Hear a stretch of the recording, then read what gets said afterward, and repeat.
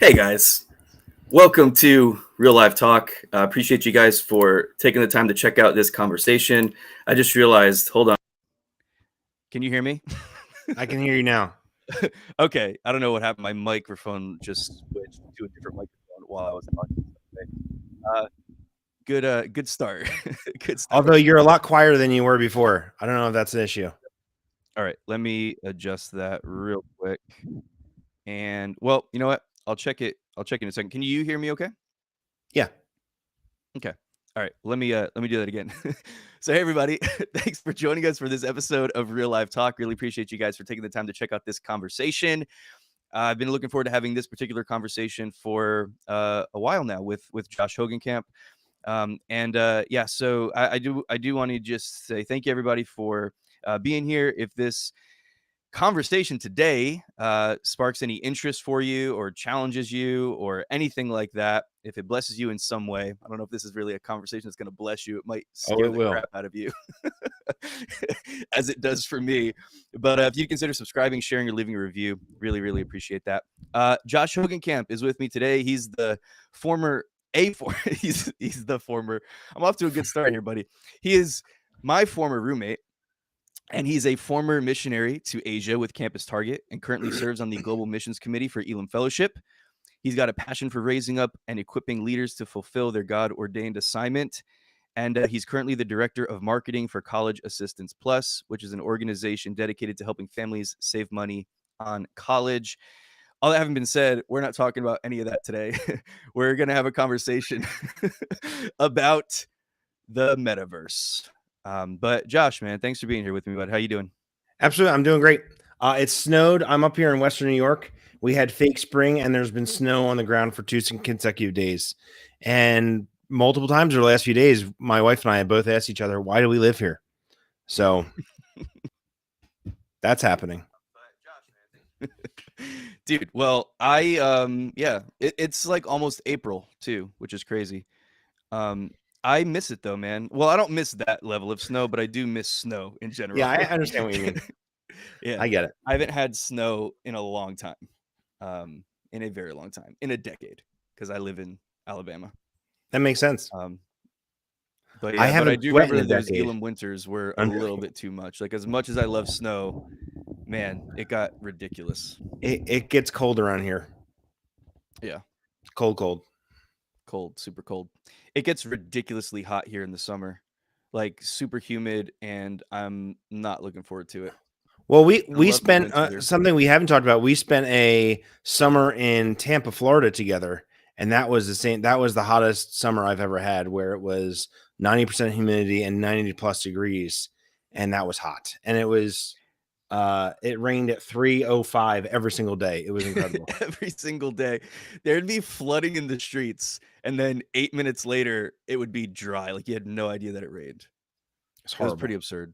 Yeah, like the rain would hit the ground and just like evaporate on contact. Although yeah, it's even worse than here. Right after the rain is the worst, because it's all literally evaporating as you see it.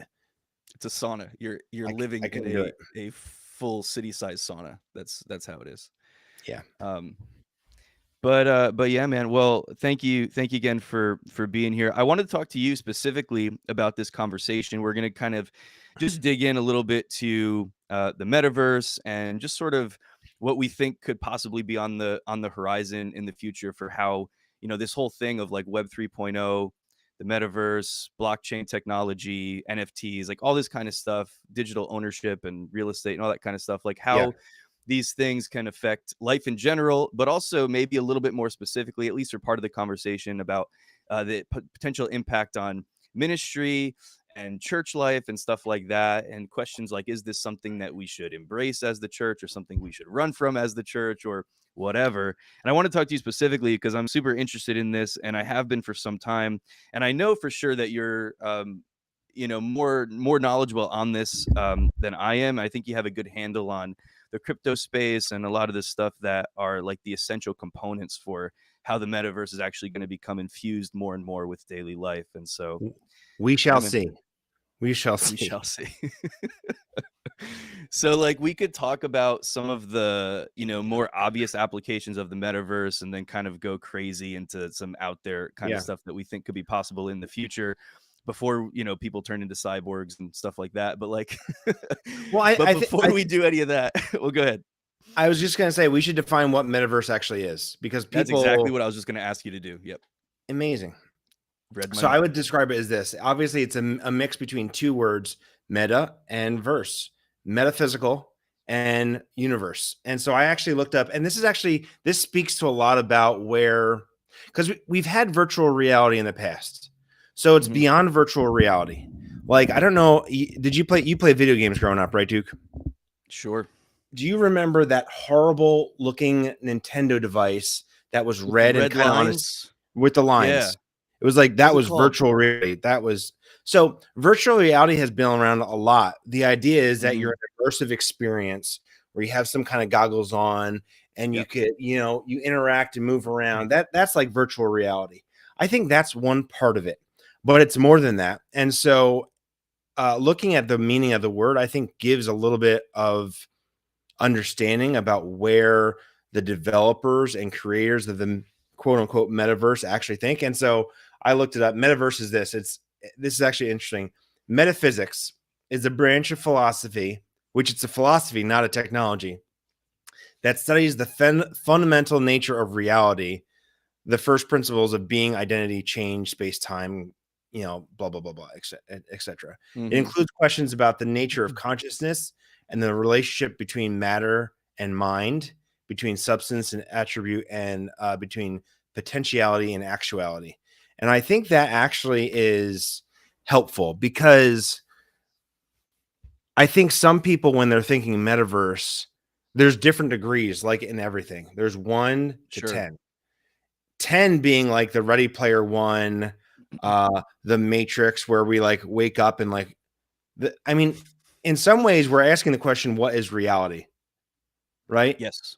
If, depending on how reality is the world around me. Yes. But okay. Side note, it's how my twisted brain works. Before my wife and I had kids, I thought, as a joke, I like to make jokes and things. I said, what if we took all the toys that our kids have? Like, do you remember the spinner where you pull the handle and the spinner goes around and it lands on an animal? It has like a specific animal sound. Yes. I said, what if we actually do that and we mix up all the sounds? So our kids think a chicken sounds like a cow, or a goat sounds like an egret. Who knows what an egret sounds like?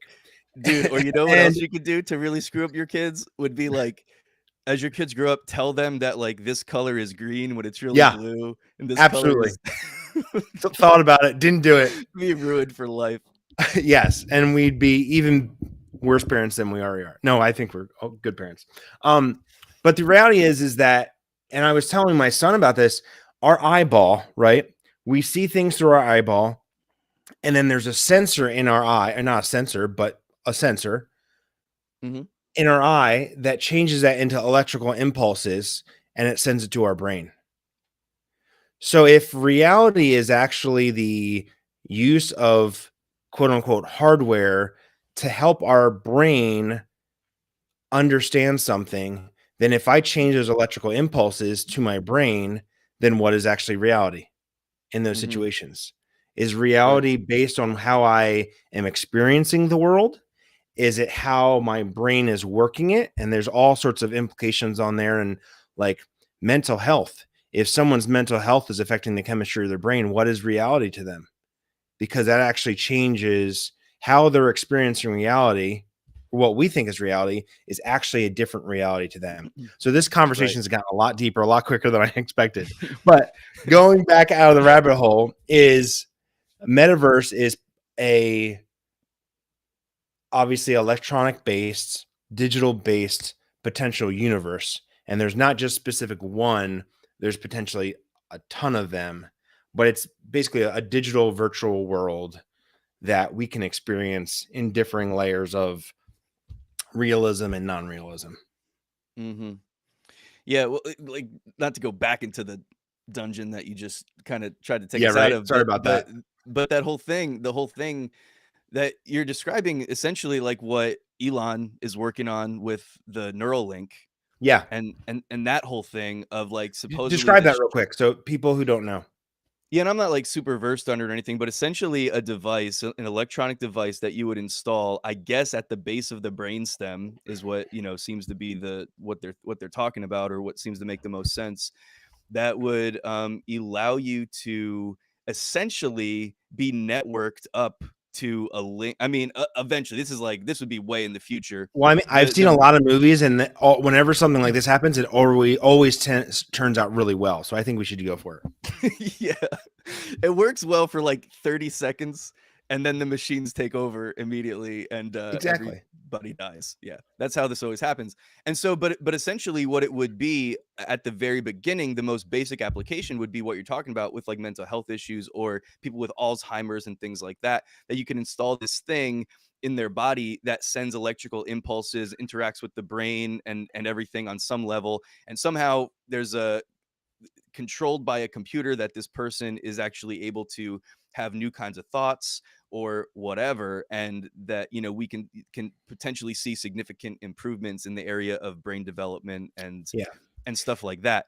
But the ultimate goal, I think, is for me and you to be able to communicate without words, for me to know what you're thinking because we're linked up to this same kind of a network, for me to be able to access things in my house and on my phone. And I mean, I don't know, I'll have a phone at that point. It's probably like built into my hand or whatever, but like to just think things and they're happening in this real would actually be really good for husbands around the world, because they can finally understand what their wives are thinking without them having to I don't know if you ever have those conversations. But also really terrible for wives to know what their husbands are thinking at all times, or for anybody to know what everybody's thinking at all times. Like you're seriously thinking about sports right now? Yes. What is that dark hole? No, I'm just sitting here thinking about nothing. I for one hope that things don't get to that point. But I mean, that's where, you keep pulling on the string and these things just keep going. We look at where technology is even right now, from, the original version of the internet back in like the late 80s, early 90s, whatever it was. Yeah, even before then. To where now with like, Web 2.0, which we've had for all this time, with, social media and smartphones and being able to interact with people. And it's become very communal in a sense, but still a form of escapism, to maybe a larger extent and whatever. But it's just, you see the way that things progress, and the technology exists to just constantly make things more and more, I guess, more, easier and whatever. And so as you keep pulling on that string, you just keep getting deeper and deeper down the rabbit hole to where, what are people going to be completely living in the metaverse as opposed to interacting in actual, reality as we know it and whatever. Well, I mean, it speaks to a lot of, and I'll say a few things, and I'll say what I was going to say. One is change is always going to occur. Things that we don't understand worry us sometime. And I think that out of that fear, I think it's easy to come up with excuses of why we shouldn't. But oftentimes it's because we're worried that we don't understand, or we're not going to be able to do it, or we're going to be out of a job or out of a situation, or it's going to be it's over our heads. And I think that's where we need to understand is that progress is happening, and we need to engage it in a way, as leaders, as followers of God, as examples of who He is. We need to be the ones that are using this information, this technology, to better show God's love in the world, towards people, towards society, to everything. And so I think, not all of us, and maybe not any of us are experts in any of these fields that we're talking about. But as much as we can, we need to make sure we're not scared of where the world is going. Not like morally, but like in progress, that side. And we need to be engaging those things 100%, because if we're the last ones to the party, then our ability to influence and connect with people is going to be very diminished. Yeah, that's very true. I think that was a really well articulated sort of thought of the tension between the two things of, yeah, because that's something that I think about a lot, and kind of the real, probably ultimate reason why I wanted to have this conversation with you today. And this might turn out to be something that we've got to even, talk about more than once, because it's just such a vast, thing to discuss. But yeah, I think that's really good what you just said. I'm totally gonna be like a metaverse pastor, and I'm gonna So I'm gonna that's have the like thing. So I'm gonna build a giant church, and explain that to people, because I feel like, I hope we haven't lost people already, because we're kind of going in deep. But the idea of a metaverse pastor, like, there are churches that have been around for 5, 6, 7 years that are metaverse churches. So explain actually what that would be to people. Yeah. Have you, before I do that, have you seen any? Because I haven't personally, like, I have not gone to any. I've seen heard what a of some. metaverse church looks like. I have not seen one. I've heard about them. I've never attended. I want to. Okay, so here's what I am a little bit more familiar with, just because I've heard it talked about and kind of looked into it myself a little bit. There's a fully like operating casino. I believe it's in Decentraland. Okay. I think That it's is in a Decentraland. platform online that has a metaverse. Yeah, yeah, probably the most extensive one right now, right? Yeah. I mean, one of the Probably. most. Yeah, sure. Yeah. But anyway, in this casino, you can go to this casino. It's virtual. So, but you can go there and you can gamble and you can do all that stuff. And there's currency, because, Decentraland operates based on two different cryptocurrency tokens. You can go there, you can use money that's digital currency, and you can gamble, you can do all that. But it's to another extent where they've hired people in the real world to actually work in the casino, to operate things, to show people around, to do all that kind of stuff. So you get paid money that you can, use in the real world. um uh, and but your job is inside this virtual world, this Which virtual casino that exists in which this metaverse. I think is good, because it shows people that it's not all robots. Is that there's Mhm. room for humanity within these new things that we're talking about. Yeah. And so, what was your original question? So your thing Oh, was, metaverse you were church. asking me about Metaverse Church, which, yeah, I don't really know about like specific examples, but yeah, I mean, essentially, you can put on VR headset or whatever, and your avatar goes into this facility, and you sit down and you listen to somebody, you listen to the pastor preaching and teaching, and there's worship, there's an immersive worship experience and all that kind of stuff. And basically you're experiencing it. It's not, so I guess what they're working on now is for things to become more photorealistic, in terms Yeah. of my avatar that exists in this metaverse would be someone who looks like me. That Yeah. doesn't exist right now. They're very like cartoony. You can look like anything. You can, be a zebra if you want, or you can be, somebody else. Like, you can look like another person, but it doesn't look real. It looks like a cartoon, like something you would see in Minecraft, or, some kind of a video game world or something like that. And so Yeah. they're working on it to, get to the point. I actually listened to a conversation, or just part of a conversation, where Mark Zuckerberg was talking about it, and he thinks that a lot of those elements are going to be available within the next 5 to 10 years, where Oh, things are big more time. Absolutely. photorealistic, and stuff like that. But yeah, so I don't know if I answered your question or not. Well, there's two. If people want to check them out, there's two. I've heard about these both on the Carey Nieuwhof podcast, which is a leadership Okay. podcast. One is called vrchurch.org, and they are a church that operates 100% in the metaverse. Wow. See, I wasn't even aware of that. So they don't have any 100% in the metaverse. campuses. Okay. They just have VR church. And so anybody anywhere can buy a headset, Oculus headset or something like that. They have a Discord, which is hilarious. But you go to Sunday church and you show up as a cartoon character or whatever, and you go to church. And then, but you can operate the same way as you go upstairs for. I'm picturing the church I grew up into. It was in an old Grange hall. You go upstairs to the sanctuary. You do, you sit next to somebody. You walk to your chair. You sit down. There's worship. There's someone speaks. You can have conversations with people.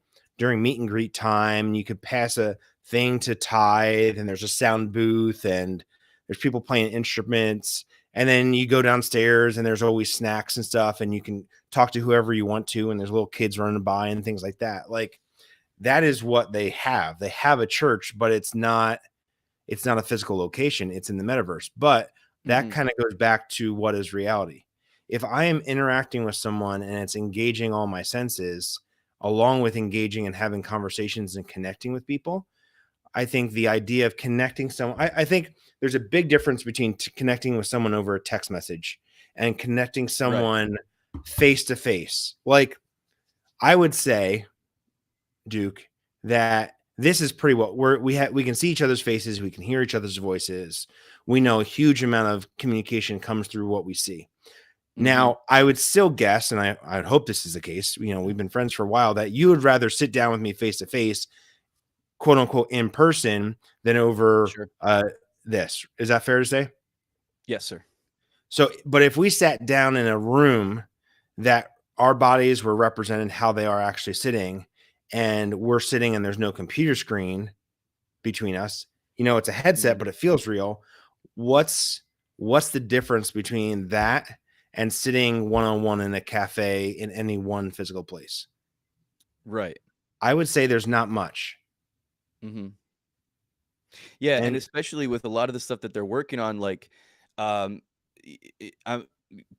who doesn't know what this is, I'll like haptic feedback suits and gloves and stuff like that, where you'll eventually be able to touch somebody, hug somebody, and feel the pressure, from that person's body. You'll be able to feel it on yours, like the same way that you would feel it in an interaction that was face to face in person, where you're hugging, putting your hands on a table and kind of feeling the pushback from the table as you're sitting down talking with friends, all of that kind of stuff, right? Like, they're working on all that, like the spatial sound, where right now I'm hearing you just right here in my ear because I have this earpiece in.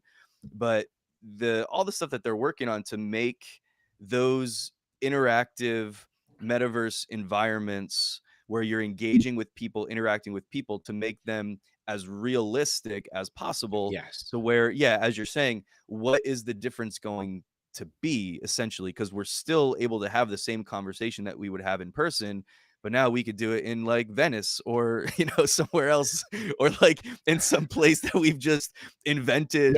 Not with snow. A volcano. We could be in a volcano. So this might be going a little far down the rabbit hole, but I want to talk about it real quick. So if I have a haptic suit on, which has sensors that can feel pressure and things like that, something I'd be missing would be actually like the heat of someone's like body. When I hug them, I feel heat, right? Or like the hair of their arms. And this isn't like creepy. This is just like reality.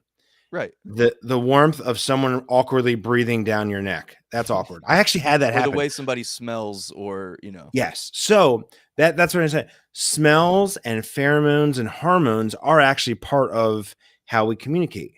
So that's another area, is like, are we going to get so it's so realistic that we can smell the garlic on someone's breath because they just had, or like, that sounds weird, but these are the steps they're going to need to take if they want to get so it's so realistic that it's not normal. And so my thought is, until we get to that completely immersive experience, even so we can't even feel the goggles on our heads, I think people are still going to prefer, for the most part, being face to face.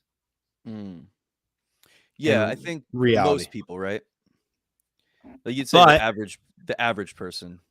Yes. One of the things that in this VR church, kind of going back to this VR church, VR space, is that things that they're talking about is that they're having conversations with people who are shut-ins, who are sick. If I had, in the last couple of years, if I had cancer, a really drastic form of cancer, and I know people like this, I'm not going outside, because I know if I have caught COVID, I'm dead.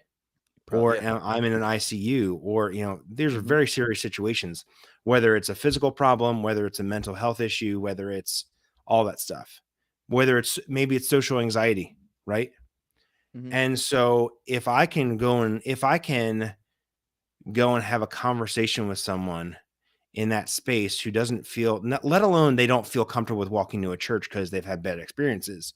They don't feel comfortable with like talking to people because of stuff going on in life. But if I can develop an avenue to talk with them and connect with them in some way, that is a huge open door to one, like just love people, but also just the opportunity to like care for them and like have them and help them in anywhere they need. Maybe they just need a hug and you can give them a hug, and they haven't had a hug in 10 years. Now, I don't know anybody like that, but I've heard plenty of stories of people who are like, yeah, I haven't had any physical contact with a human in 6 years, stuff like that. Now, obviously that's not like super normal thing that happens, but if I could go and talk to my grandfather who's in a nursing home, that the nursing home was shut down for 18 months, like that would be that's not a real situation. I'm just saying, like, sure. Those would be amazing experiences for people. And that's where I had the conversation of like, when is the thing of like, well, it's not real world. When does that excuse fall apart, when you realize the benefits of our presence with people and our attention towards people outweighs the opportunity for that outweighs our concerns about like where the world is going. People say that I'm just worried about where the world is going. No, you're just worried and you're scared and you're confused and you don't understand, and that worries you.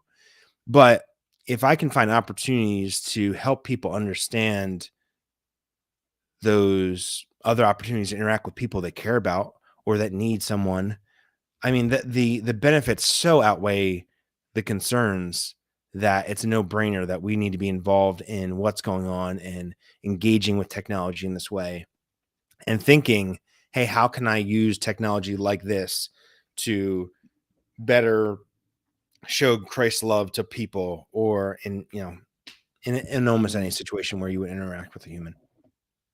Yeah, man, that's a really good point, and it's super interesting. And as you're talking about these interactions with people, potentially, just using this example of a church that exists in the metaverse, I'm sure the heart behind the pastors and the people that created it, it was exactly what you're saying. It's like, let's meet people, let's reach people that wouldn't be reachable in some other way. You know what I mean?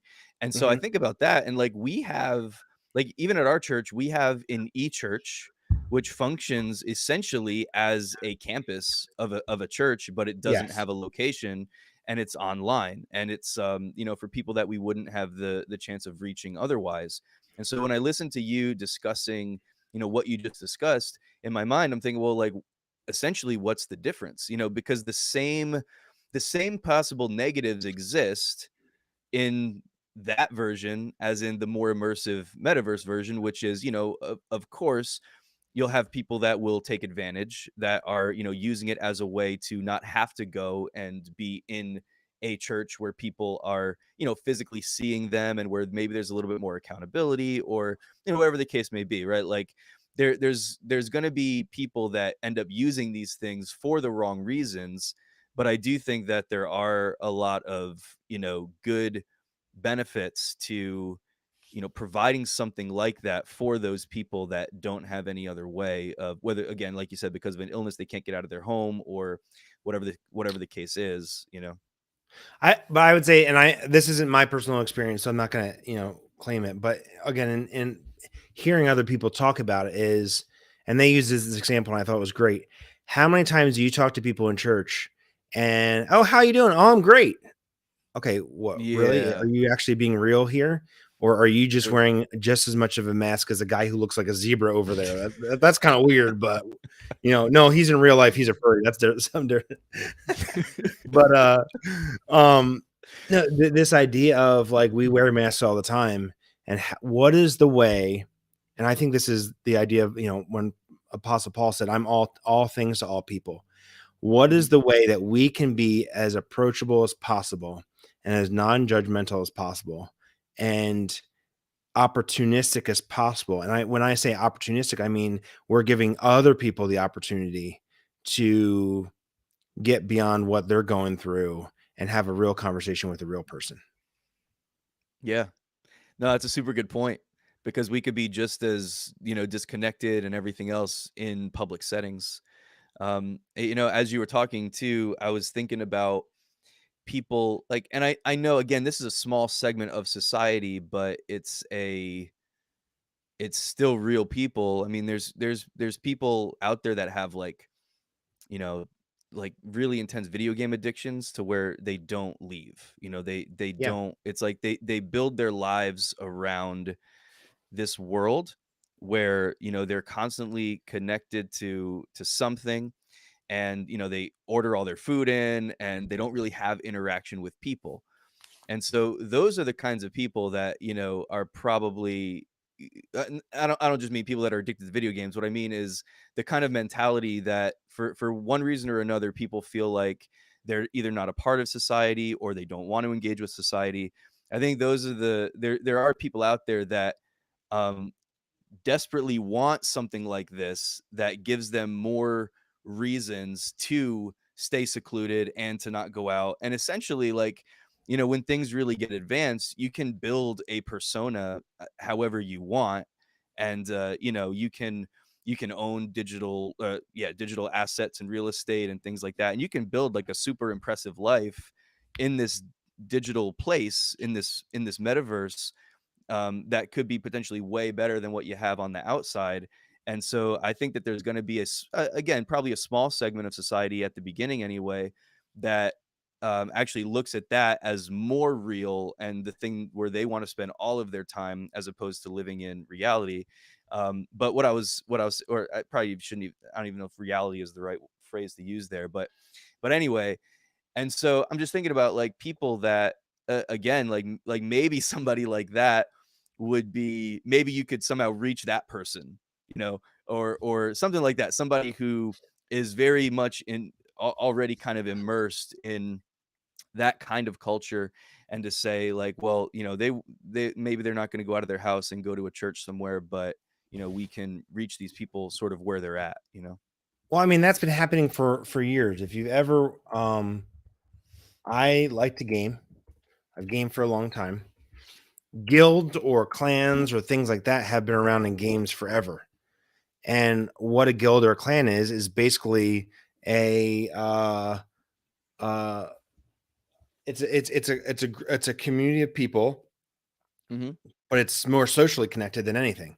So there's guilds and clans in like mobile games. World of Warcraft, which came out in 2004, so that's 18 years ago. They have guilds in some way, and if you see screenshots, you're this character and you're going around this world, and you have 20 other or 40 other people that are getting together to accomplish a goal. Now this one is taking down like a fire breathing dragon or something like that, but those people are often in those spaces because it doesn't matter who the person is. People they always desire community, and they're going to find it wherever they can find it. Whether that, I mean, I've been playing, a Star Wars game on my phone for 4 years. And I've been on and off in different things, but I've had conversations with people on Discord that are like people I've never met in real life. I don't even know their real name, but they're talking about what they're going through because their parent just died or their wife is sick in the hospital. Like, these are not conversations that are happening with your neighbor, but because we're in this community, there's connection happening. And I think it's very important for us all to realize just because someone's escaping doesn't mean they don't require the community and connection, because that's baked into humans. Humans require community, they require connection. They just find it in different ways. And Wow. I think if we give people the opportunity, like I've prayed for people or talked to people again in Discord rooms that I know for a fact they're not telling other people that they know are close friends are there, because they say that they're like, I just found out that this happened or something like that. And so again, I think we can't limit our view of what's possible because people always require the same things and they just find it in different ways. Yeah, man, that's a really good point. Yeah, and just because somebody might be, I mean, look, we go around the world. You, in Yeah. particular, lived overseas for a number of years as a missionary, and so we do these things. We go around the world to reach people that are unreached, so to speak, and yeah. So why not go after people that they for whatever reason or another, and again, maybe it's completely just their fault, maybe it's just completely their mentality that has caused them to be secluded or to whatever. But if there's a way to reach that person, as you said, just because I mean, we've all done things, we've all made decisions that have caused us to hurt ourselves and all that kind of stuff. It doesn't make Yeah. the needs of that person any less valid or important, you know what I mean? And Yeah. so Yeah, yeah, here's a appreciate what you're great saying. example. Imagine I've never worked on a suicide hotline. I've never been trained in that anything. I know someone who is a trained psychologist, and they worked on the suicide hotline for veterans. So here's another example. What if you called up the veterans suicide hotline, and instead of just having a phone call, you sat down in a virtual room with someone and able to have a conversation with someone face to face? You can't tell me that's not more powerful than just a phone call. Dude, I mean, that's there's huge. so many opportunities for this, and I'd also say too is that I think this is kind of a difference, connecting a few different things that we talked about. Is the most powerful moments I've been involved with in ministry has been not because I did something really well, but because the Holy Spirit was there in a moment, and it was just God time. I'm just there and I'm like, oh, wow, this is happening. But the Holy Spirit has been preparing that way for months or years. Right.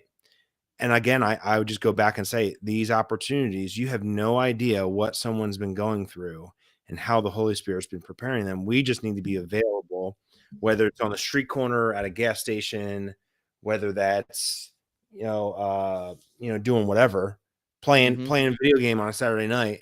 You never know when that time is. We just need to be available, and we need to be saying, okay, God, what do you have for me right now?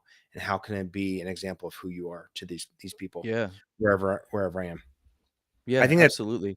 we need to be humble about it too, and realize is that we're part of the plan. We're not the answer all the time. And I think Mm. we come in as the answer a lot. I think we can, in Christian culture in general. I think we're way less smart than we think we are. We're way less smart than we think we are. And that's dumb. We're not. We just need to be available to what the Holy Spirit is doing. And I think that we're going to see our impact and our influence in people's lives grow a lot more. Just for anybody that is listening to this and they're like, this doesn't make any sense. Like, what, kind of like, what are you even talking about? Like, how does this even work? There's this, I mean, right now, this doesn't make sense to the average person because the average person doesn't own an Oculus, or, Yeah. most people don't have the device that it even requires to be able to go and to hang out in, one of these rooms. Like, you can literally go in, like, you can go to a comedy club in the metaverse and watch, comedy. You could watch a concert. You can like do these different things in the metaverse, but like Chris Rock gets smacked most in the face. people watch Chris Rock get smacked in the face. Poor guy. You want to, dude, he took it like a pro, and I'm pretty sure he thinks it was totally worth it, because like the material that he's gonna get off of that as a You just like, as a wrote the comedic next genius. 4 specials for me, Will. Thank you. He just laughed. He just laughed in the moment. He's like, "Oh yeah." He's Poor like, guy. That probably hurt though, man. Oh gosh. My Alex, so Alex Tyler, he said, did you see Chris Rock's face afterwards? And I went, and he said there was Fresh Prince all over it. Fresh Prince. It's like that's freaking gold. Okay. that is amazing. So I have a really Yeah, practical example of where you're going. So 2 things I want to break down: VR versus AR. And I know that we talked about this. What is VR? VR is virtual reality, which would be like Oculus or like it's so You're real that we don't. in the experience. Yeah.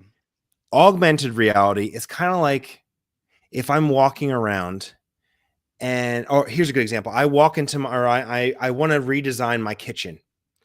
And so what I do is I want to plan out what my cabinets are going to look like. So I have something on my eye, either on my eyes or it's connected to my neural, some kind of neural link or a Google Glass or something like that. And I could drag and drop different combinations of hardware or cabinets or fridges or countertops or colors, whatever, around my kitchen, and I could see what it looks like if those things would happen. And so that's augmented reality. So here's another way you could do it.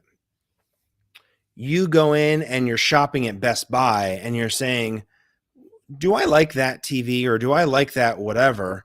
Again, I could go and click on that, send it to my viewer somehow, and connect it with the furniture that I bought from Furniture Warehouse, whatever, and see what my room is going to look like. Or I could change my hair, or I can do all these different things that are augmented reality, which is very different than VR. And I would say probably augmented reality is closer than virtual reality. Because here's another one. I've been thinking about the shopping retail experience because I had to buy a new phone the other day. And so I was thinking about, I go in a virtual store and then I go look around and I walk through the aisles that look really similar, look like real life. And I pick things off and I put it in my cart and it feels heavy because of the suit, all that stuff. And then I have it delivered to my door the next day. And you say, okay, well, what about all those real retail stores? What do I do that? Well, probably a lot of them are going to turn into warehouses, but also maybe a lot of them are turned into like vertical farms that are growing food, or I don't know. There's just all sorts of opportunities where this technology could lead. But I would say probably augmented reality is closer than VR.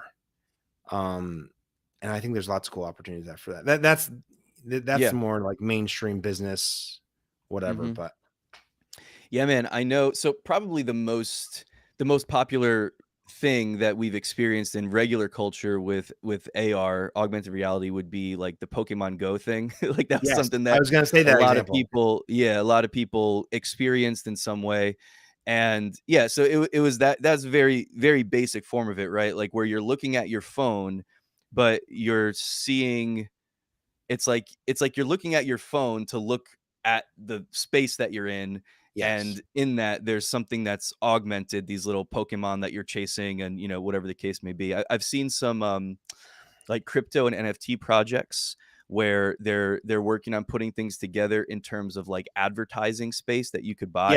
So like if you are, for example, like if you're in Italy and like you're walking around like the Leaning Tower of Pisa, like if you were looking at it through your phone, you would actually see like a little piece of real estate there that you own where you can advertise your company, or you can advertise, whatever, and things like that, where there's basic things. And I think what you said is true. I think in terms of like daily adoption for most people on a very, like mass cultural and societal way, I think that augmented reality is probably closer.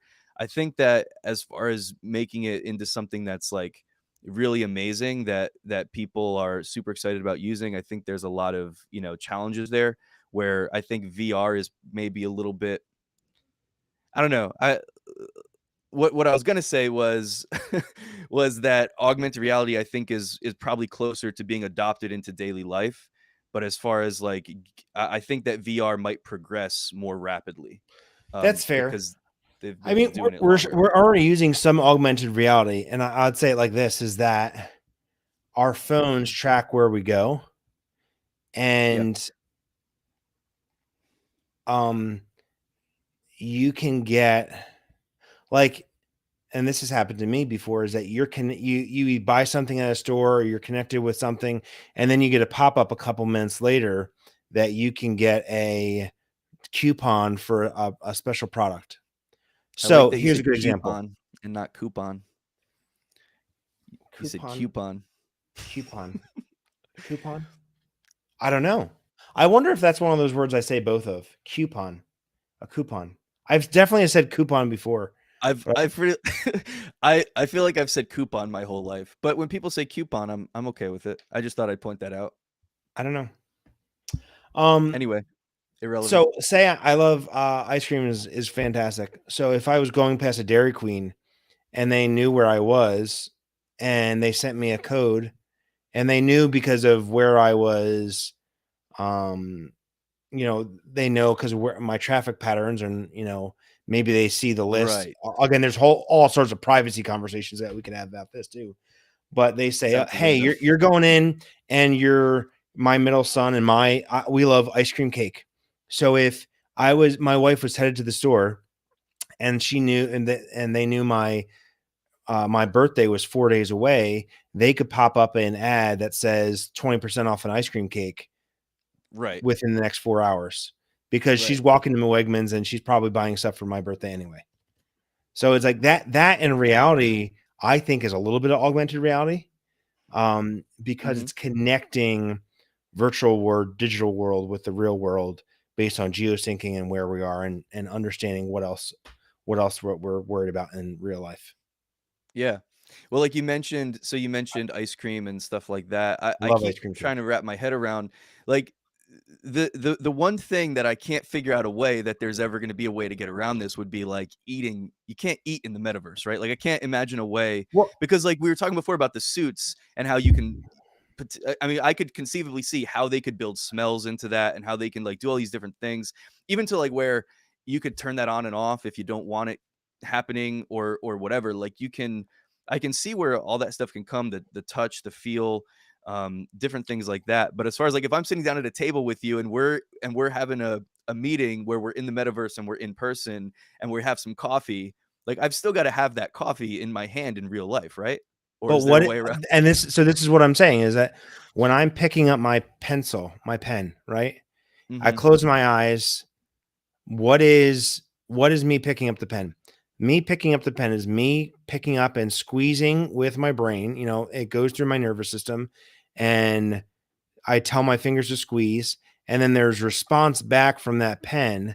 And I can even feel like there's a little ridge. So, but all that is electric. It's all electrical signals. Right.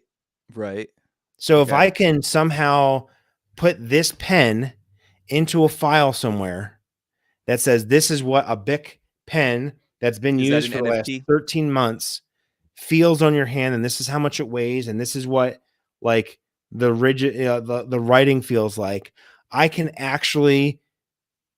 potentially could tell my brain that I'm picking up a pen that I'm not actually holding.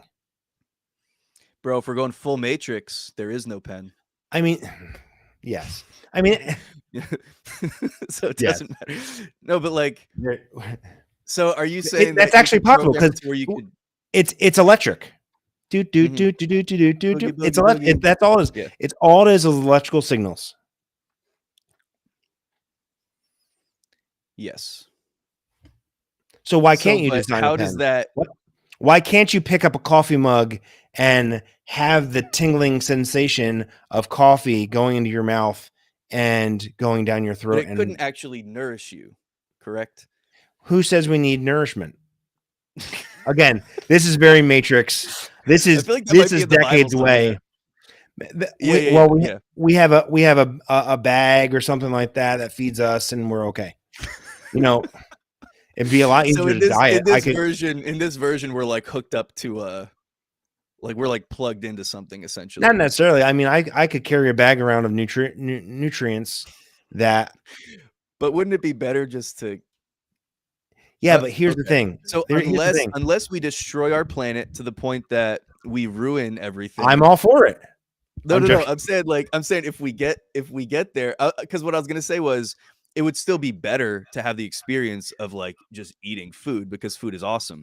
But I'm saying if we like deplete the soil to the point, because it's already terrible, you know, we deplete our resources to the point that like we have to get nourishment from some, you know, bag sort of a situation or, you know, whatever, where, you know, or like a pill that, you know, like remember in those like old, so here's a good example. You're in Alabama, right? Yeah, I'm in Alabama. Do you have good barbecue around you? Not great, but Okay, decent. There's some decent barbecue. Some kind of good food that I'm sure if I came and visited you this afternoon, you'd say, good seafood. Josh, I need to take you somewhere to get good food, and we can have that experience together. Now, it would take me a day to get down to you, right? True. And I wouldn't just stay there for a day. I'd stay there for a couple days. But if we could have lunch after this, and you could take me to your favorite spot, and I could experience that in a way that's extremely realistic. Plus, we could also decrease the calories of the food that we're actually ingesting because it's not real food. And I could have that same experience, same smells and vision and feel and taste and not get fat, which I'm all for. You know what would be cool, I'm thinking about, would be if it worked both ways. So let's say we're virtual reality, we're sitting together in a coffee shop, and you and I are, we sit down, we're talking and stuff like that. If I have my coffee in real life and I'm taking a sip of my coffee, but my avatar is doing the exact same thing that I'm doing. Oh, So yeah. what I'm doing here is affecting 100%. there, and what I'm doing there is I'm seeing it, I'm experiencing it here. The one problem would be that is that I'd actually have to be wearing pants during this conversation, Duke.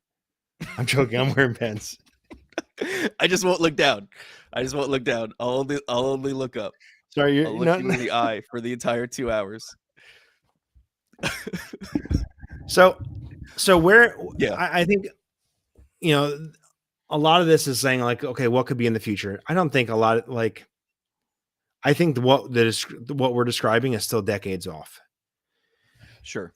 Having something realistic that's better than Zoom, I don't think it's probably that far away. It's probably 5 years away, maybe not even. Dude, since you brought that up, can I interrupt you? Because I think that is going to be a super cool ministry and business application. Oh, 100%. Imagine instead of this conversation where I'm just looking at you on a screen, we're in a room, and again, with the whole spatial sound kind of a thing where we're having a conversation and it's not just coming out of my speakers, but we're interacting and we're sitting, or there's a bunch of us, we're sitting around a conference table, and but I'm able to kind of lean over and tap you on your shoulder and make fun of the person who's talking to us or whatever, you know what I mean? Like where it's actually not that you'd ever do that. No, of course not.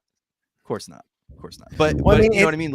That is a super cool application of this stuff like that. Can I share my screen real quick? Yeah, man. Is that possible? Oh, I don't know. Can you? Does it let you? Yeah, it does. It lets me. Does it let you? Don't show me this warning again. I understand. Proceed. Okay, so I'm going to share my screen real quick. So this is Unreal Engine 3. This is a computer graphic. Okay, I'm going to pull now. That's fake, right? Sure, we can see that, but it's not crazy far off. If you want to see some nut stuff, look up Unreal Engine 3. For anybody just listening, describe what you were talking about. Okay, so Unreal Engine 3 is it's computer modeling and computer graphics, basically. And so we're looking at a guy who is probably 50 years old. He's got hippie hair. He's got a beard. Maybe he's 55, 60, but he's not graying. So he probably dyes his hair a little bit. But it looks like if I'm looking at that, what is that, Duke? 80 or 85% of the way there, if not more. Yeah. It's pretty realistic. It's pretty realistic. Here's another. Oh, that's a bad one. Let's see if there's any other ones. This is a bad picture, but just the idea, the lighting is a little too unrealistic.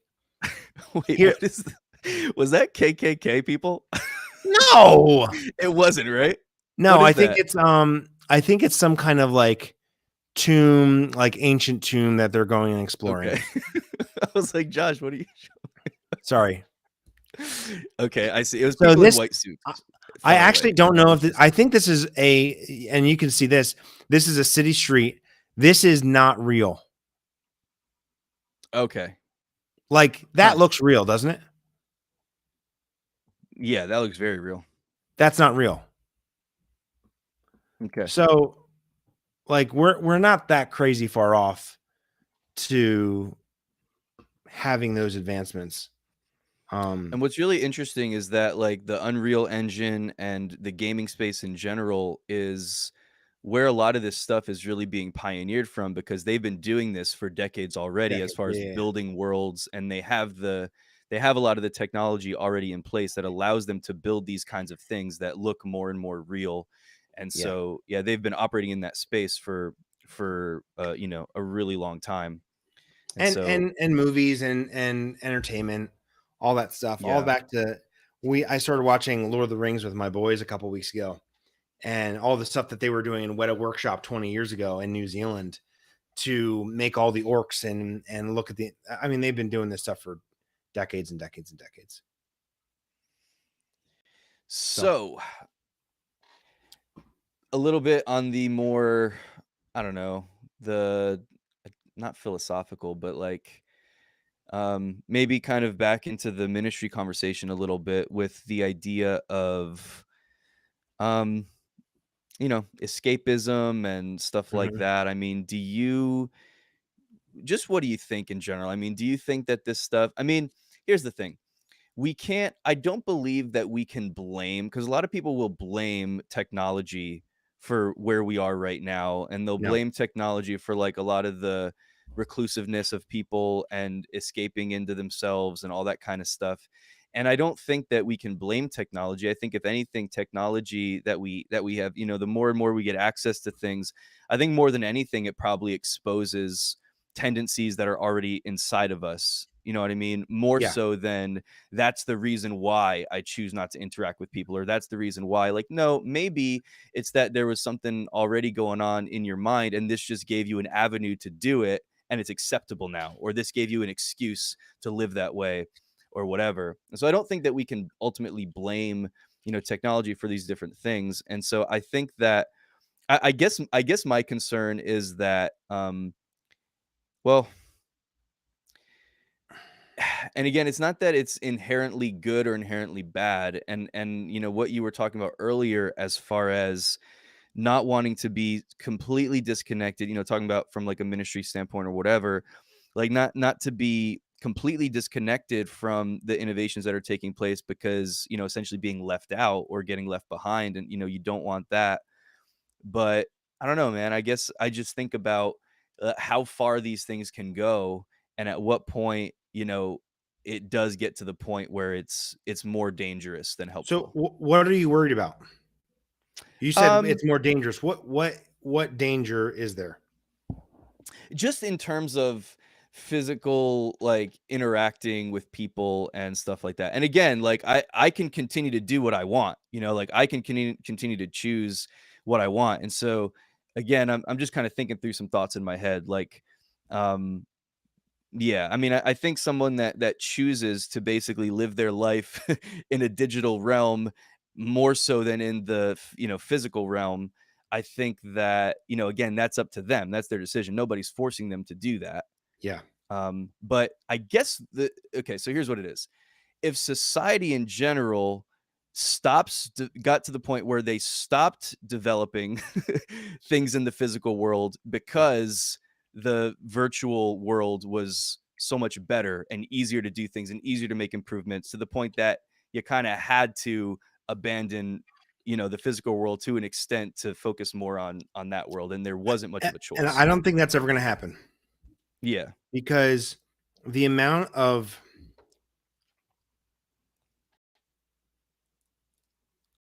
I think it would take a long, long, long time Really long to time for have sure.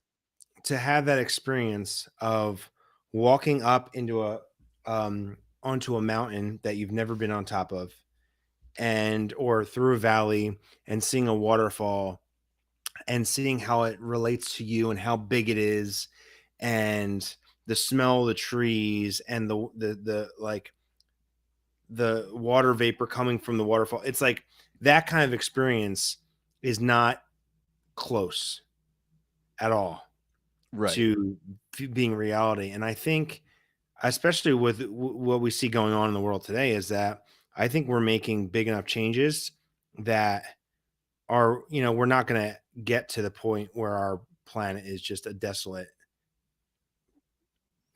heap in the next 150. I just don't think it's going to happen. Like, I think there's things that we need to continue to change and things like that, but I don't think unless there's nuclear war and it really is like the Matrix, like, I just don't think that's going to happen. We're making enough changes and we value enough things. Like, I don't know. Maybe I'm over optimistic, but I don't think that's close to happening in any reasonable amount of time. And when I say reasonable, I mean 150, 200 years from now. Yeah. No, I don't think it's anywhere close to happening. I don't really personally think it's going to get that far away either. Like I don't think so. I tend to be a little bit more, optimistic about it as well.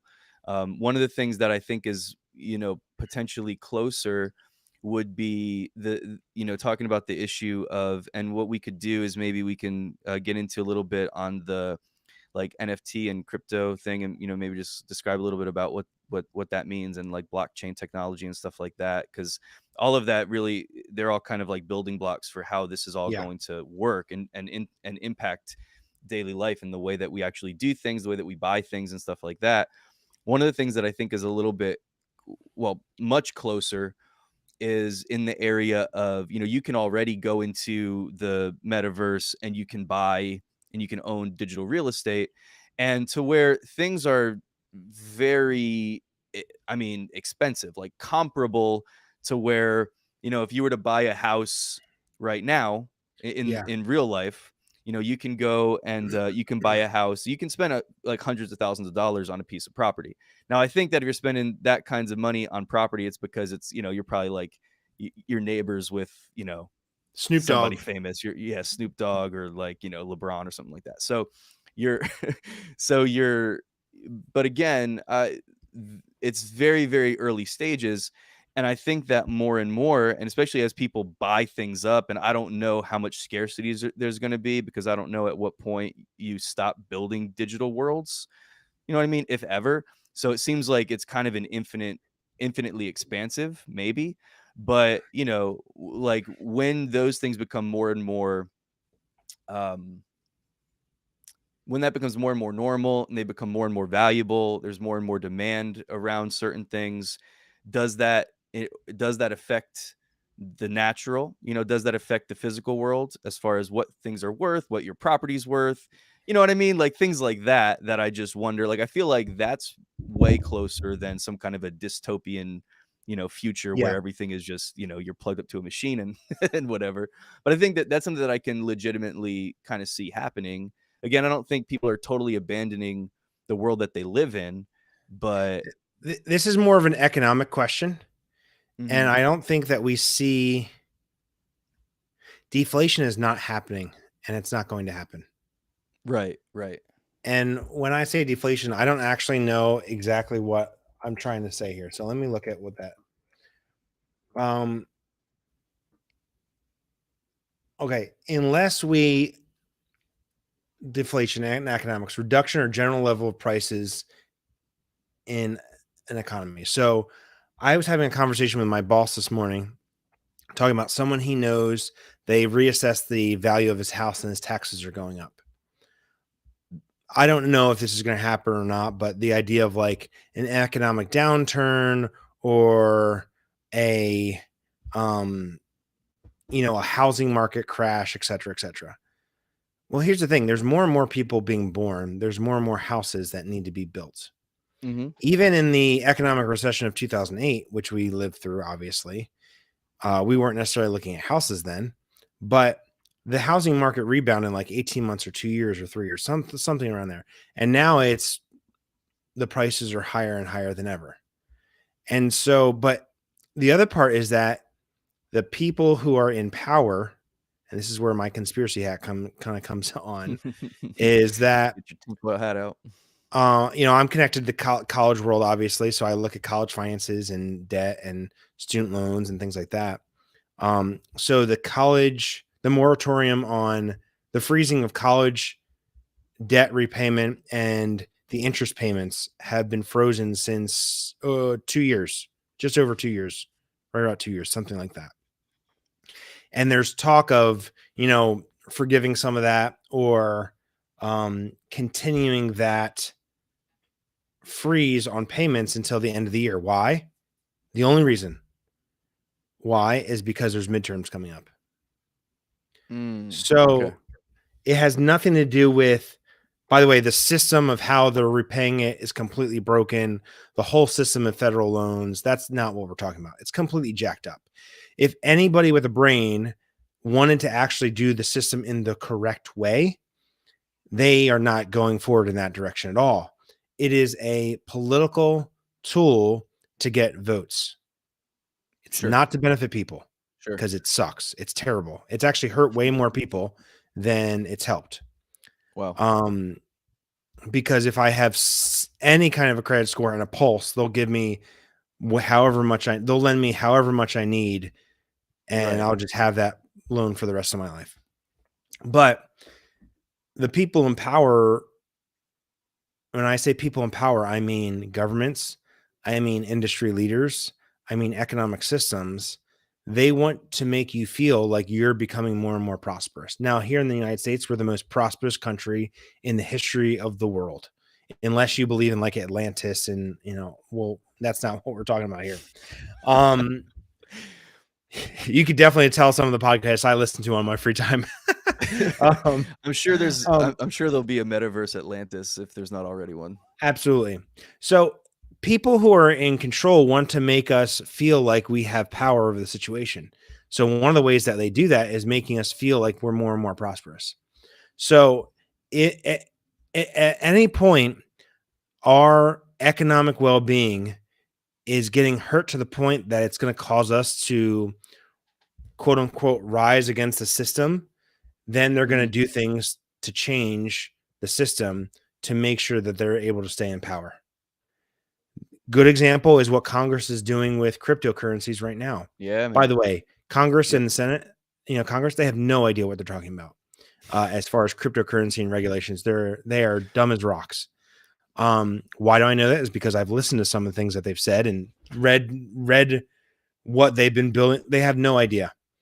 But what they're trying to do is make sure that they are their biggest concern is that if the US dollar, which I don't think this is going to happen anytime soon, if Bitcoin or a cryptocurrency supplants the US dollar as world currency reserve, and these are big economic pictures, which means the most valuable currency right now in the world is the US dollar.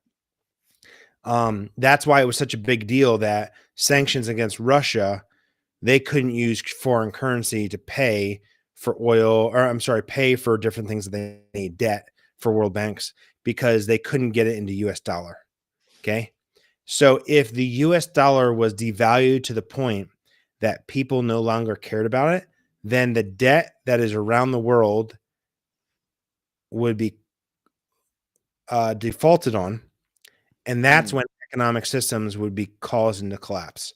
I'm talking big. Obviously, this is a little crazy. Like if the value of the dollar shrunk so much that China actually had to call their debts on America, and we actually had to do something about it, right? The economy of America would crash, and it would be terrible. But here's the thing: every other country in the world carries US dollar, and so it's actually a national security risk long term that Bitcoin supplants the US dollar, because if people didn't want to hold US dollar anymore and they moved it into some other currency, that would devalue the US dollar so much that it would destroy our country and destroy the world economy in a lot of ways, unless a lot of other things. So all that to say is there's going to be regulation and bills and all policies that are put in place to make sure people who are in power stay in power.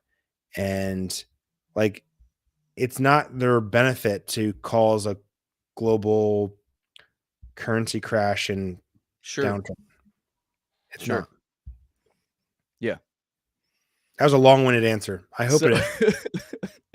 So I don't even, what was the original thought there? You were talking about, you're worried about your physical assets being devalued. The devaluation of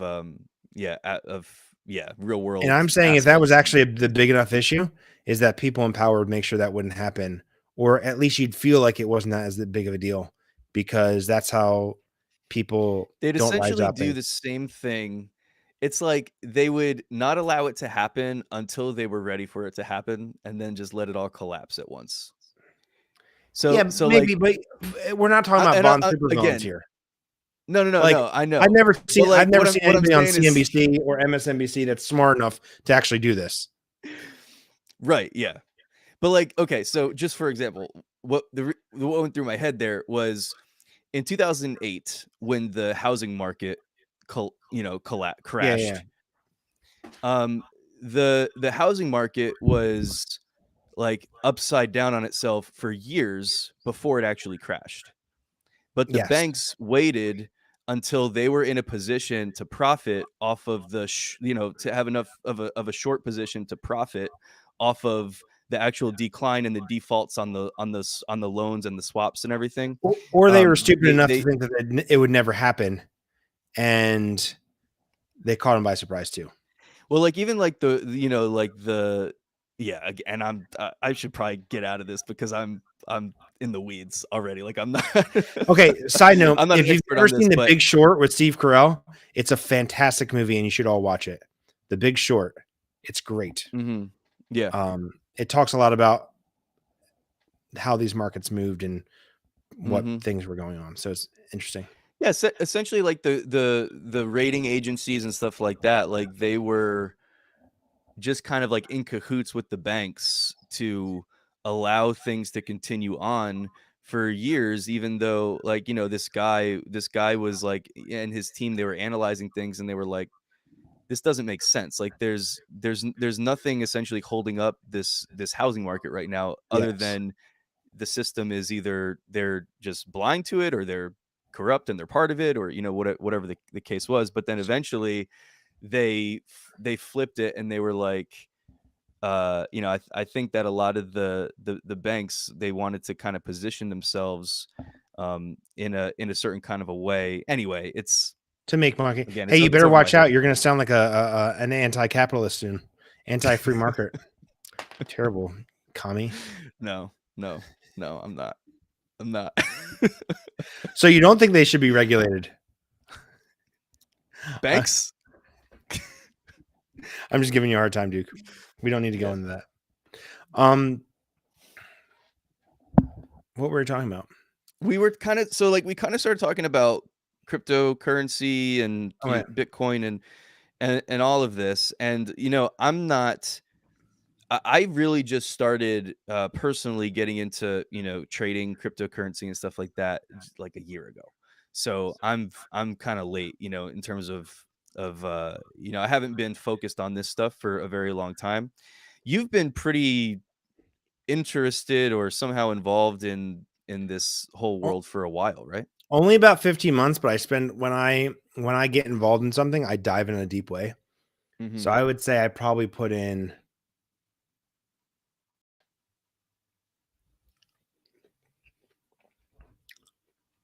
I mean 5,000 hours easy.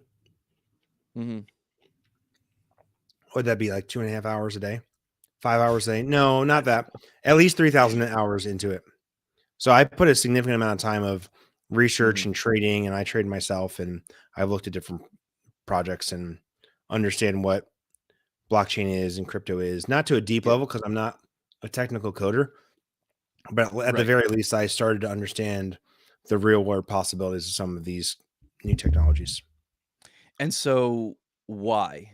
Explain your thought process on just why you've immersed yourself in it to the extent that you have, and why you think that it's so important. Well, there's a couple answers. The reason I started it because I wanted to get a down payment for my house, and so I did that last year. It's awesome. So I made a lot of money. Fantastic. Was it all with Dogecoin? No, but I made a lot with Doge actually, which is hilarious. Did you? That's great. I had some really good gains in April of last year, and I put $100 into Dogecoin in April, and it turned out to be a pretty significant amount of money in a couple months. So that was fantastic. I made a bunch of money. I mean, not a bunch of money, but I made a good amount of profit on like Shiba last year. I'm sorry, it wasn't Doge, it was Shiba. Yeah. And it was. I was still late though when I got in. Like I was still late. It had already gone through like that major crazy pump, and then I got in and I like 12x'd on my on my investment. So it's Awesome. pretty Good for dope. you. Yeah, I pulled it. Well, I didn't pull all of it, but I pulled like 60% of it. So I got in there because I was just interested. Honestly, it was December. This is a crazy story. December 2020. And we were at actually my mom's house for Christmas. Something crazy happened, and my wife Kelsey, she something happened. She was sick. I forget why, but she ended up being in the hospital for a couple days while we were in New Jersey, which was nuts. And so PayPal had just introduced trading in Bitcoin and Ethereum, and I had known about cryptos for 10 plus years, 10, 12 years, pretty close to when they started. Just the idea of it was interesting to me, but I never invested because I didn't have any money, to be honest. And I didn't, even if I put $100 in 10 years ago, that was a different story, but I just didn't have it. Sure.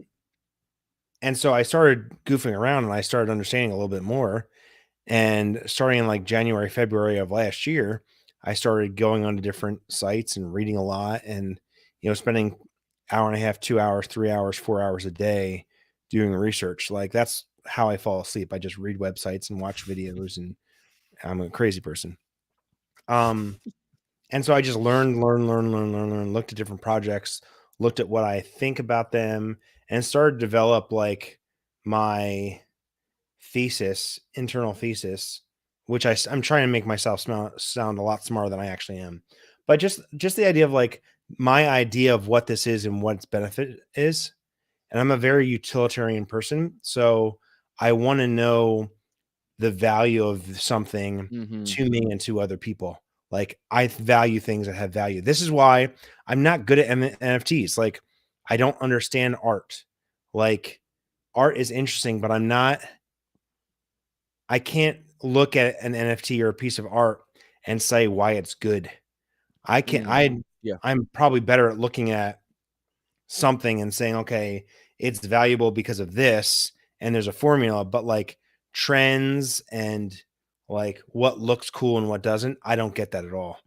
But I understand the value of a crypto coin that has utility that I know can be forecasted to how it's going to be used in the future. So I suck at NFTs. I learn more and more about cryptocurrency coins and blockchain, and it's all really fascinating to me. Yeah. Explain.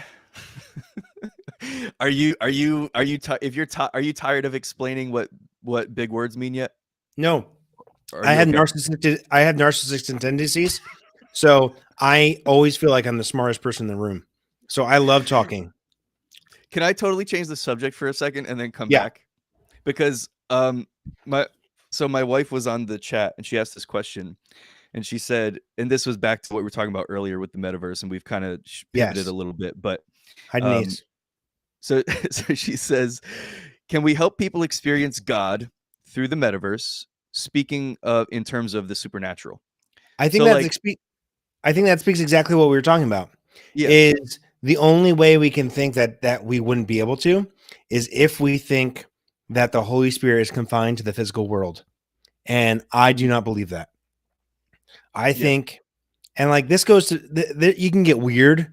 It's like, well, I bless this handkerchief and I'm sending it through the mail. And it's like, even that is like, that's kind of weird, but it's so physical. There's some like the idea, there's two stories that come up to my mind.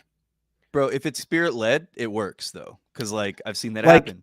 But when the idea of Peter walking past Peter and John walking past the guy, and his shadow touches the guy, and the guy has faith and he's healed. It's like, that's crazy. Or the guy, was it the centurion? I forget, but he I think his daughter was sick, and he came to Jesus, and he says, "Your faith has made her well." There was no connection. There was no like it just happened. Why? Because the Holy Spirit is not bound to the physical the world. He can do whatever he wants all the time. And so I think these metaverse or like in person is more of a crutch for our brains and how we operate to actually like, it's almost like we need to be in those situations to semi understand what's happening and not just be so confused. So like if we're in a church service together in the metaverse and I'm Charlie Brown and you're Shaquille O'Neal and I can lay hands on you. Hey, how you doing, dude? And I can lay hands on you with my Charlie Brown hands and pray. It works, right? There's no reason why we would say that's not going to work. I mean, again, and I'm not saying that me putting hands on you is like my hands are, you know what I mean? That's a theological question. As far as like, can I anoint you with oil through the metaverse? What? I don't know. Like, but the idea there, like the reason, I mean, laying on of hands works. I mean, we're told to lay hands on people and to pray, you know, lay your hands on the sick and they'll recover. I can be on a Zoom meeting and pray for someone who's sick and see them healed as well. So it's not like this formula that the Bible gave us that says you have to lay hands on every single person in order for them to be healed. But there is this like moment of my faith essentially joining with this person's faith. Like there's this. So why couldn't we essentially do the same thing in a digital world? Because 100%. ultimately, I agree 100%. I mean, I don't know. I think if I had to look at statistics, I'd probably say like being in a room with somebody where I don't know, I would imagine that more healings, like if you were to pray for 100 people on Zoom as opposed to 100 people in a room, like I'm going to push you a little bit. What statistics be as where would more people get healed? I'm just saying, like, I don't know. Does you actually laying hands on people make you feel like you're doing something which actually raises your faith, which you laying on the hands has nothing to do with it, but it's your faith somehow, how your faith and their faith. So I might say, and I'm not going to take a definitive stance on this because I'm just not. I think there's certain things that we do and that God has asked us to do that actually in some situations, they're more like placebo pills that we feel like we're involved in something when actually it's the Holy Spirit doing it all. But there's something connected with our faith that he wants us involved. If our faith for a certain level, that those actions actually build our faith, and he wants our faith to a certain level. So I don't know exactly what I said there of like how I was wrong or how I was right. I'm just saying is that my core belief is that the Holy Spirit can do whatever he wants in any situation. Yeah. But he also wants us involved because not because we need it, because I think just as much fun as me cutting down a tree with my sons is fun because they're there. He likes having us be involved in those situations because he loves us, who we are, not because we need to be there in any situation. Yeah, that's great, man. And I think I probably should have said something at the beginning here that like a lot of these things that I'm bringing up personally, I'm not sure about you, but a lot of the things that I'm bringing up, I'm not even taking a stance one side or the other. I'm just I'm just kind of like wanting to think through some of these things with you. Me too. Because ultimately, you know, I don't know. I probably haven't given it enough thought yet to really have a position on it. But yeah, and I would almost, I could, that same thing about laying on of hands. I mean, I could maybe even argue that from the other side too, where if I start to feel like me laying my hands on somebody is the catalyst for that person getting healed, and I'm too focused on me instead of being like fully focused on God and his ability to heal, I could probably argue that that could even limit me in some respects, just based on 100%. My mentality. You know what I'm saying? Yeah. Here's another one. What about baptisms? Can you give baptisms metaphysically in the metaverse? Right? I don't. Okay. How would that work? Okay, so what is it? What is baptism? Bro, I don't know about that one. So no. Okay, so if I'm baptizing someone in a kiddie pool and their pinky doesn't get fully submerged, do they get baptized? They're going to hell. They're going to hell, bro. Okay. No, I'm just so kidding. if I have to have a certain amount of people at a baptism to be shown as a public declaration? No. Why not? It's a public declaration, so you should have a lot of people there, right? Like you should have your family and friends there and all the people that you care about there. Why not? It's a public declaration of your internal decision, right?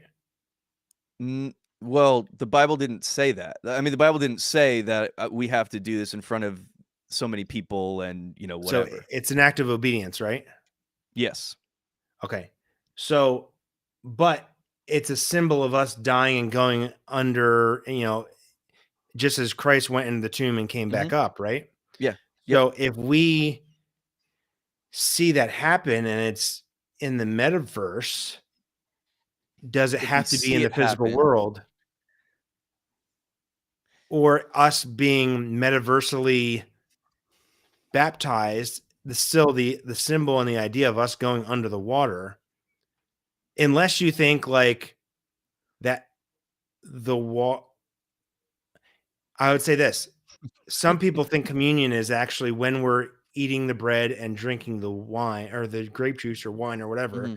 It's actually turning into like body and blood of Christ. Like that's actually some people. So substantiation. Yeah. Yes. But like people think it's a transformation then that happens. Like that's the idea. So, and I don't necessarily believe that. I think it's a remembrance thing. But if in the same way as that, if it's an act of obedience, I don't see any stipulations on there of what does it need to be in salt water or fresh water? Can it be in my bathtub? Does it have to have a certain amount of people around it? Or is it just the act of obedience of me saying and declaring to people, hey, this is my decision and I'm following Christ and this is the symbol. And this is a whole other theology of like, you rise up a new person. Well, what if, do I have to pray a prayer or is it just when I had faith or like, we're never going to know when salvation actually happens and when that newness comes upon us because there's so many different factors that I don't.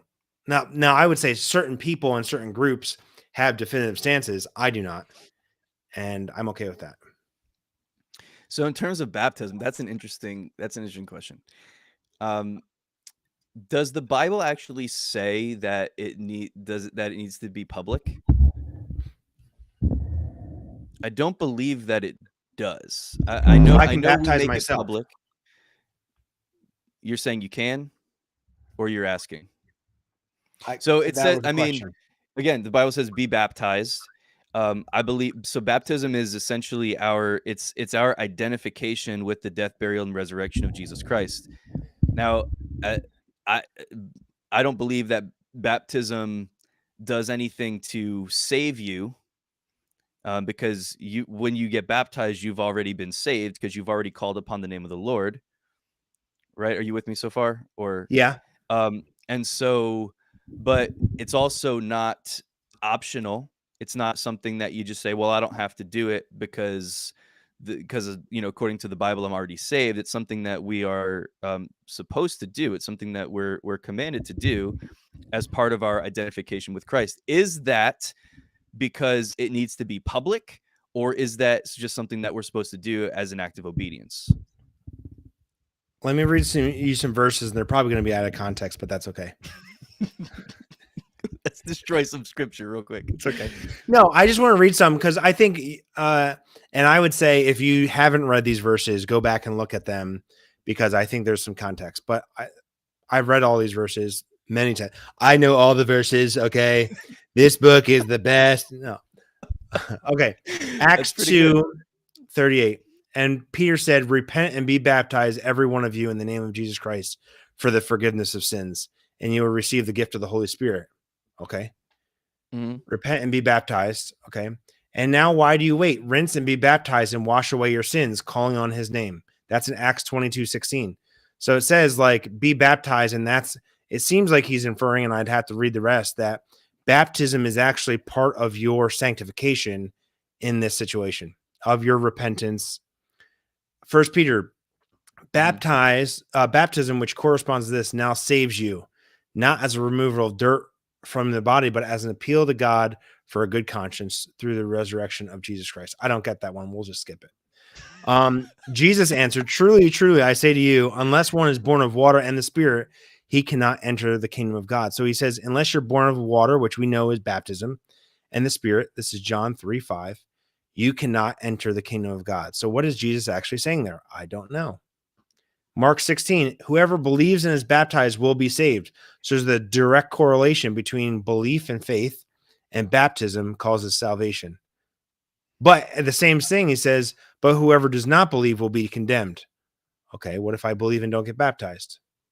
So I think all this to say is that I don't know the answer to your questions. So what you're saying is that in the metaverse, you could be baptized and your avatar is submerged in water in the metaverse and comes up out of the water, and that was your public declaration, but even though it didn't happen to you physically, it would still count. Is that the argument you're making? I would say I think someone could. I don't know if I actually believe this or not, just to be sure. But I think there is an argument to be made that if I'm believing in my heart and I am wanting to be baptized, I think it doesn't necessarily have to be in the context of that we thought of before under physical water to mean the same thing. And I will say this is that obviously we're both kind of evangelical, charismatic stuff. So we're very anti-symbolism stuff. Like that's just the culture of how we believe in the streams that we flow in. We're very like, we're not bound by a lot of tradition. Right. And the Bible was in a lot of ways. And so I could be completely wrong on that. And so just seeing our potential blind spots is that'd be a very untraditional way to think about it. But I could still see that there's room to have that discussion. If I had to render a decision right now, I would say like stick with the natural, like getting. So what if I'm wet. not okay? But I so mean, what if but again, so if what you're if in I'm a a situation where paraplegic, you, Duke? so What if if you're I'm in a a situation where you paraplegic? can't, What if I'm a paraplegic and it actually feels more real to me and more meaningful to me that I can walk around in my body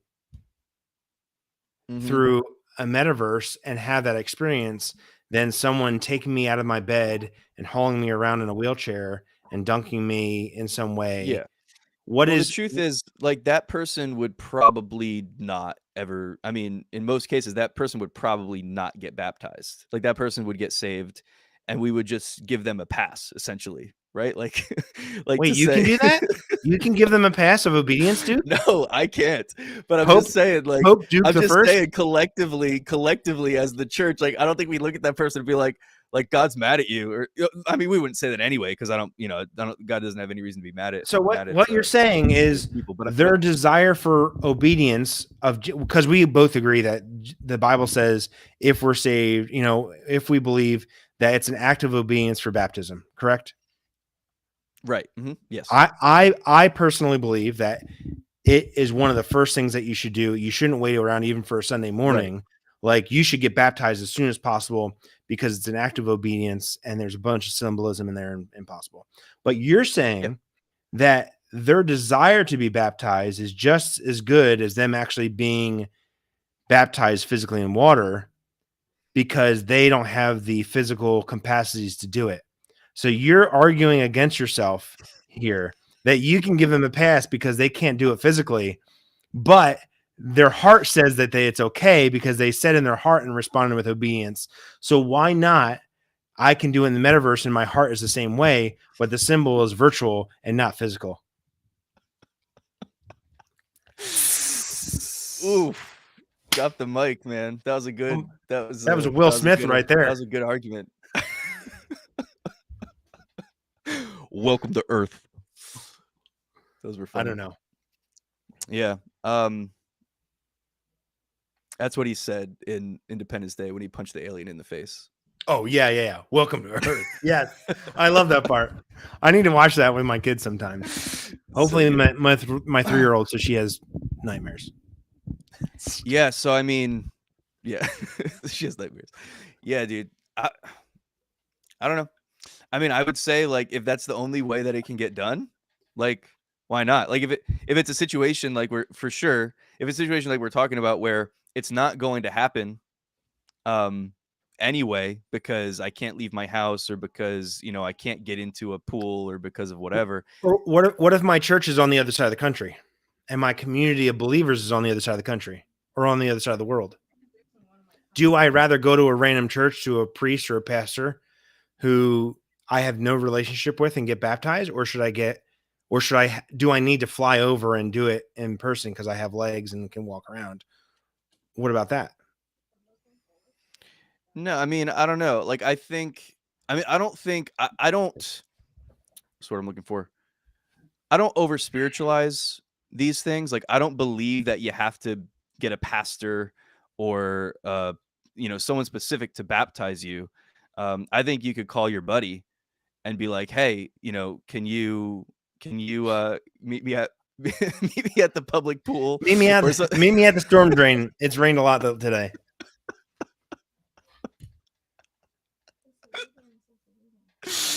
But anyway, yeah, I don't know. This is I mean, fun. I like baptized this. people. I baptized people before I was, So anybody. Like I was in ministry, but I didn't have any kind of a status or anything. If you're still listening, comment and below. where I took one person and baptized them. You know what I'm saying? Like I just took one person. I think that's it wasn't in a church service, it wasn't anything like that. And I think anybody can baptize around. There were people that saw it happen. Yeah. But it wasn't like in any kind of a public, like I make my declaration that I belong to Jesus and he belongs to, it wasn't like that. You should probably get rebaptized. That one didn't count. No. So all the sinfulness didn't get washed away. Obviously not. Because I wasn't a pastor. Exactly. No, I'm joking, obviously. No, I know. That was convoluted. Well, we're an hour and 37 minutes in. We've had great conversation. We had conversation for sure. Some of it was great. Some of it was it was good for me. It was good for me. I don't know how much. I don't know what it sounded like on the other end, but it was fun for me, for sure. But I appreciate you, man. I appreciate you talking through some of these things with me. You've made me feel better about some of the things that I was like a little bit more maybe concerned about, and maybe like I do feel like coming from this conversation, I am a little bit less reluctant, I would say, to accept some of these things. You know what I mean? Without worrying about the danger so much of like, well, what if this happens, or what if we lose this, or what if people stop interacting with each other, and what if all that kind of stuff. I think you said something before, and looking at your post, it reminded me the potential dangers of escapism. I think that's happening more and more, but I think we just have more avenues for it. But the same issues in people's lives have been around forever. They're just showing it in different ways. So again, I don't think like the core problem is not the technology or the culture. Like those are just excuses. The core is that people are broken and need to be loved and need to know that they're like who they are as people. Like there's identity issues and lack of community issues. If I'm escaping, because what it means to be escape is I don't want to be who I am, so I want to be somebody else. Right. And we can do that in any way, but we can do that by wearing a certain pair of shoes. We can do it by playing World of Warcraft for 19 hours a day. And I think just for us to remember is that let's not make excuses or blame that person. We just know that there's broken people and hurting people all around the world. And it's our job not to blame those situations or demonize them or their situations that they're in, but to go be love to them and care for them. The other thing that concerns me a little bit that I just thought of is the idea of like, how could you know for sure that the person you're interacting with is a real person and not like a bot or, something like that. So like, Yeah, so listen. So that's fair.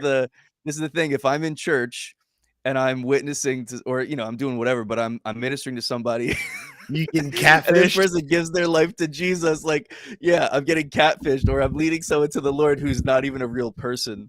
Well, Not that I've again, like at actually. least I'm getting practice, but Well, I mean, I would say this is I bet you've had this situation happen before that you're talking with somebody, and I had this happen when I lived over in Asia, is that they had no real desire to continue that conversation, but they were too nice not to.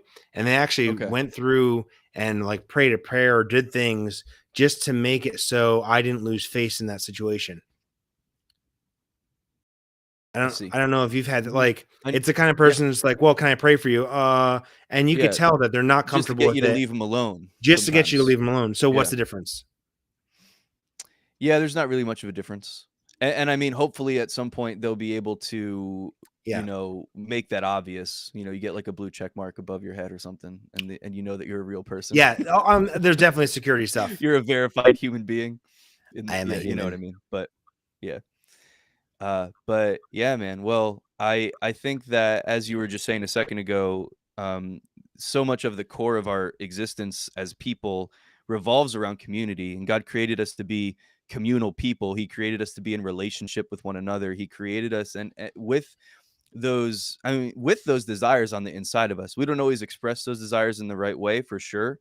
Yeah. But I do think that within the heart of every single person is this desire to the basic needs of life, right? To love and to be loved, to need and to be needed, to have that, sense of Yeah. security and all of that. Like all of that is part of who we are. And so I guess any kind of concern that I have is just wanting to make sure that we aren't setting up too many things in place that give us like all these extra excuses beyond what we already have to kind of sacrifice those things or surrender those things or to be less involved in the lives of people. And again, 100%. not that I can say that it's all my decision. Technology can be there and I can choose to engage with it in a very healthy way, in a very practical way that still allows me to do everything else. But as far as, as a for me personally, as a pastor and as someone who's, in ministry and planting churches and different things and the ministry that you do and so many of our friends and people that we know, it's like, how much leeway do we want to build into this relational structure that we have, knowing that there are going to be some people that are going to take it and run the Yeah. wrong way with it and stuff like that. Yep. So that's why I like this conversation and I want to keep having this conversation beyond the fact that I just think it's interesting in general, as we talked about a lot of stuff that had zero to do with ministry. It was just kind of fun to talk about. But I do think ultimately it does relate to, these more philosophical questions of our relationships and our encounters, the way that we interact with people. And that's ultimately something that, of course, we should be looking to enhance that and not ways to scoot around it or to, somehow find a way to avoid it. You know what I mean? I think technology can help us enhance in certain ways. Like this conversation could be way better and way more communal. Again, like as technology increases, like again, we can theoretically feel like we're in the same room and have more meaningful interaction than what we're having right now. But I don't ultimately think that anything is gonna fully replace, real life encountering people. I agree with you. All of that, Until we get our Neuralink and I can fly. I saw the Batman last week. So good, to be able by to the way. fly one day. So we'll fly together, and that's not a drug joke. I'll meet you and I'll leave. I'll just leave at the same time and meet. We'll meet in where would that Memphis, be, like West Virginia or somewhere like that. I don't Memphis. know. Memphis. My cousin lives in a little West closer Virginia. for me. Sweet. So wait, no, you said you saw the Batman and it was what? I saw the Batman last week and it was awesome. You should see it. It was awesome. Oh, it was incredible. Is he your new favorite Batman? Would you go that far? I was having a conversation with somebody about this. Oh, and Kentucky, Lexington and West Virginia might be about about halfway. So, it was great. It was so different and so good and so dark. And so I wouldn't go with my wife. It's closer to the movie Seven than a superhero movie. Seven is like a psychological thriller, kind of dark. It was good though. I enjoyed it. So more dark and sinister than, say, like, well, yeah, I don't know. I was gonna say, Christian Bale's sort of. Well, that's a good example. Well, that was dark, but this was more realistic. It's like you're not gonna see. Yeah, it's just more realistic. Like that one is still kind of super. It has a very superhero tinge in it. This doesn't have nearly as much of that superhero tinge. And it's kind of built more like a mystery kind of a thriller, right? Yeah. In some ways, I've heard that. I haven't seen it. It's like, yeah, and it's more like detective-y too. Cool. It's awesome. Good. I'll check it out. I trust your opinions on things like this because you're a nerd. Hopefully. No, just kidding. Yeah. No, it's true. It's true. I build Legos as an adult.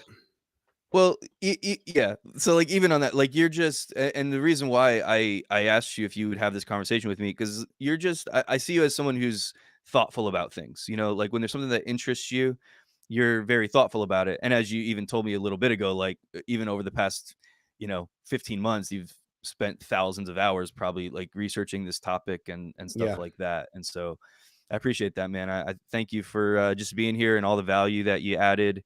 You're welcome. It was fun. Yeah, man. Well, let's do it again sometime. Outstanding. Okay. All right. It's good to talk to you. See you, bud. Yeah. Bye. Take care, man.